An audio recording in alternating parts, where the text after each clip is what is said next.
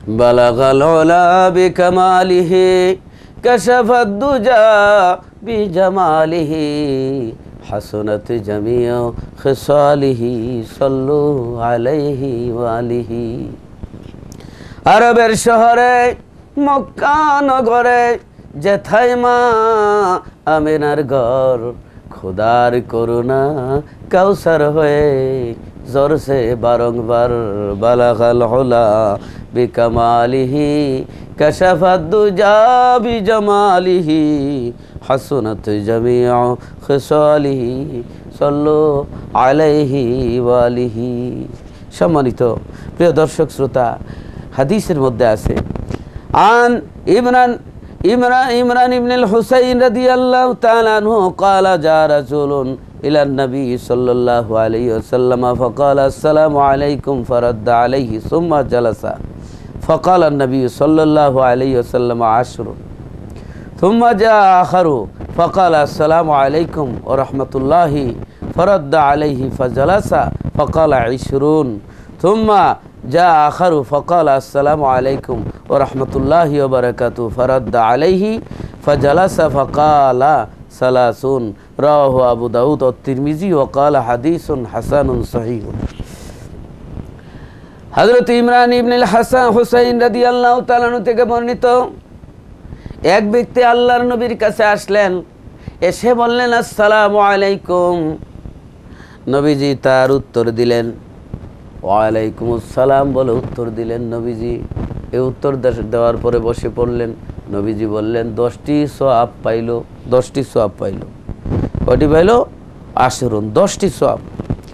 থুম্মা জা আখার ফাকাল আসসালামু আলাইকুম ওয়া রাহমাতুল্লাহি ফারাদ্দা আলাইহি ফাজালাসা ফাকালা 20। আল্লাহর নবীর কাছে দ্বিতীয় আরেকটি লোক আসলো। দ্বিতীয় আরেকটি লোক এসে আল্লাহর নবী রাহমাতুল লিল আলামিনকে সালাম দিলেন, আসসালামু আলাইকুম ওয়া রাহমাতুল্লাহি ওয়া বারাকাতুহু।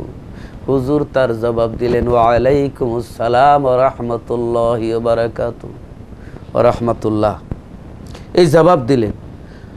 লোকটি এসে দ্বিতীয় লোকটি এসে বললেন আসসালামু আলাইকুম ওয়া রাহমাতুল্লাহ।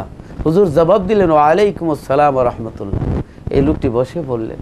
নবীজি বললেন যে এই লোকটি কতটা সওয়াব পেল? এই শুনুন, 20টি সওয়াব পেয়ে গেল। 3 নম্বর ব্যক্তি এসে থুম্মা জা আখার ফাকালা আসসালামু আলাইকুম ওয়া রাহমাতুল্লাহি ওয়া বারাকাতুহু ফারাদ্দা আলাইহি ফাজালাসা ফাকালা 30। আল্লাহর নবী রাহমাতুল লিল আলামিনের কাছে 3টি লোক আসলো। প্রথম লোকটি বলল আসসালামু আলাইকুম। নবীজি বললেন ওয়া আলাইকুমুস সালাম। বসে পড়ার পরে নবীজি বললেন 10টি সওয়াব তার আমলনামায় লেখা হলো। দ্বিতীয় লোকটি এসে বললেন আসসালামু আলাইকুম ওয়া রাহমাতুল্লাহ। আল্লাহর নবী বললেন ওয়া আলাইকুমুস সালাম ওয়া রাহমাতুল্লাহ। এই লোকটি এই কথা শুনে বসে পড়লো। নবীজি বললেন 20টি নেকি পেল। 3 নম্বর লোকটি এসে বললেন আসসালামু আলাইকুম ওয়া রাহমাতুল্লাহি ওয়া বারাকাতুহু। নবীজি বললেন ওয়া আলাইকুমুস সালাম ওয়া রাহমাতুল্লাহি ওয়া বারাকাতুহু। এই জবাব দেওয়ার পরে লোকটি বসে বললেন, নবীজি বললেন 30। এই লোকটি 30টি নেকি পেল। তাহলে যে যতটুকু এই আসসালামু আলাইকুম বললে 10 নেকি, আর এবার আসসালামু আলাইকুম ওয়া রাহমাতুল্লাহ বললে 20 নেকি, আসসালামু আলাইকুম ওয়া রাহমাতুল্লাহি ওয়া বারাকাতুহু 30 নেকি আমরা পাইতেছি। তা আমরা নেকি চাই।